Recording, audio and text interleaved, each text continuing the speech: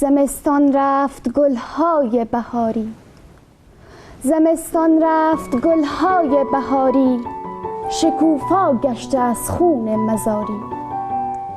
هزاران لاله ایستاده چون شمع، هزاران لاله ایستاده چون شمع، شده روشن به قلب داغداری.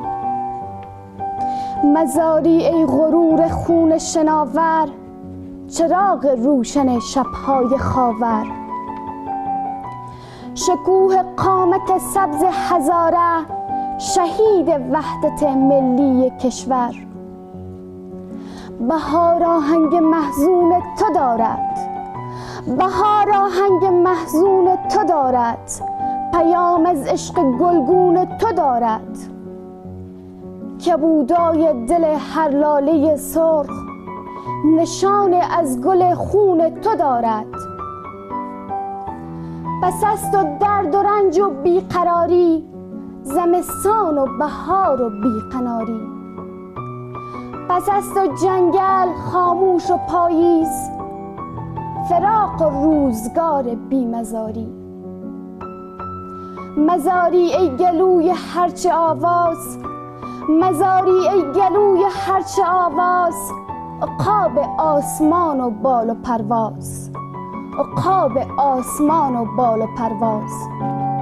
هویت نامه حق و عدالت، هویت نامه حق و عدالت، ز نام نامی تو میشه آغاز، ز نام نامی تو میشه آغاز. دریغا دریغا رهبری چون تو دگر نیست، دریغا رهبری چون تو دگر نیست، چریک و چابک و کوه کمر نیست. دلم ای باغبان خون شد ز داغت، دلم ای باغبان خون شد ز داغت، بگیرم از کدامین گل سراغت. مگر فصل خزان از راه رسیده، مگر فصل خزان از راه رسیده، که می سوزد صنوبرهای باغت، که می سوزد صنوبرهای باغت. تشکر. شهید راه آزادی و مکتب قهرمان بابم، شهید راه آزادی و مکتب قهرمان بابم. سپه سالار و یار و یاور مستضعفان بابم، سپه سالار یار و یاور مستضعفان بابم. ابر مرد جهاد سرخ قرن ای جاودان بابم، ابر مرد جهاد سرخ قرن ای جاودان بابم. نهنگ قلزم آتش شهابی آسمان بابم، خطنگی قلب خصم خار چشم دشمنان بابم. تو ما را بابه بیدار دل بودی پدر بودی، تو ما را بابه بیدار دل بودی پدر بودی. انیس و مانس و تاج سر و نور به سر بودی، انیس و مانس و تاج سر و نور و به سر بودی. به شام مهنت و غم، به شام مهنت و غم ها تجلای سحر بودی، به شام مهنت و غم های تجلای سحر بودی. دلیر عرصه های آتش و خون و خطر بودی، دلیر عرصه های آتش و خون و خطر بودی. به چشم فتنه ها برنده شمشیر دو سر بودی، به چشم فتنه ها برنده شمشیر دو سر بودی. تو خندق آفرین مرحب برانداز دیگر بودی، تو خندق آفرین مرحب برانداز دیگر بودی. نیارد درد دستانت، نیارد درد دستانت زدی بیخ زلالت را، نیارد درد دستانت زدی بیخ زلالت را. شکستی شکستی کاخ ظلم و جور و بیداد و بطالت را. تاریخ تحولات و نقش رهبران تحول آفرین برخی از نخبگان و شخصیت‌هایی در جوامع مختلف بوده و هستند که به دلایل نقششان برجسته و مهم می‌شوند.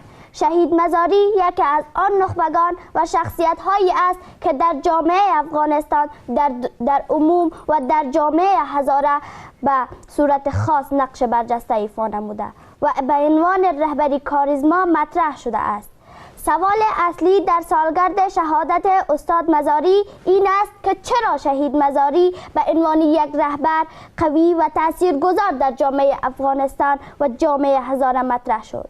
شهید مزاری در بین رهبران مجاهدان استثنایی است، زیرا ایشان در دهه 60 توانست ریشه های بحران و بی‌ثباتی را شناسایی و همراه حل‌ها و درمان برای کاهش و جلوگیری از بحران و بی‌ثباتی را بیشتر در افغانستان را پیش بینی کند. ایشان ریشه های بحران و بی‌ثباتی را در موارد زیر مطرح کرد: 1. انحصار طلبی، 2. تمامیت خواهی، 3. تبعیض و نابرابری، 4. استبداد و همچنین راه حل بحران افغانستان را در عوامل زیر می‌دانست: 1. مساوات و برابری حقوق شهروندی، 2. عدالت اجتماعی، 3. مشارکت عادلانه همه اقوام و زنان در نهادهای تصمیم گیری و تصمیم سازی، 4. تحمل و مدارا نسبت به همدیگر، 5. انتخابات آزاد، عادلانه، رقابتی و منصفانه. پس شهید مزاری از این جهت به عنوان یک رهبری کاریزما مطرح شد که توانست خواسته ها و مطالبات مردم افغانستان، حقوق شهروندی، وحدت ملی، همبستگی ملی را به صورت عام و جامعه هزاره حقوق قومی، همگرایی هزاره ها را به صورت خاص مطرح نماید و می توان این مسئله را به عنوان یک نقطه عطفی در تاریخ سیاسی افغانستان به حساب آورد. از میان همه این مطالبات ارزشمند، طرح حقوق زنان به مثابه نیمی از پیکر جامعه مانند حق تعلیم، حق تحصیل و حق انتخاب کردن و انتخاب شدن از جمله چیزهایی بوده که تازگی داشت و توانست به زنان و دختران جامعه ما روحیه اعتماد به نفس و خودباوری را برمغان آورد. ما توقع داریم که سال پیش رو دروازه وزارت معارف برای تمام دختران سرزمینم بازگردد و هدف و آرزوی مقدس دیرینه شهید مزاری که همینک خواسته تمام نسل نو جامعه ما است تحقق و تمثیل یابد، به امید تحقق صلح و قطع جنگ از کشور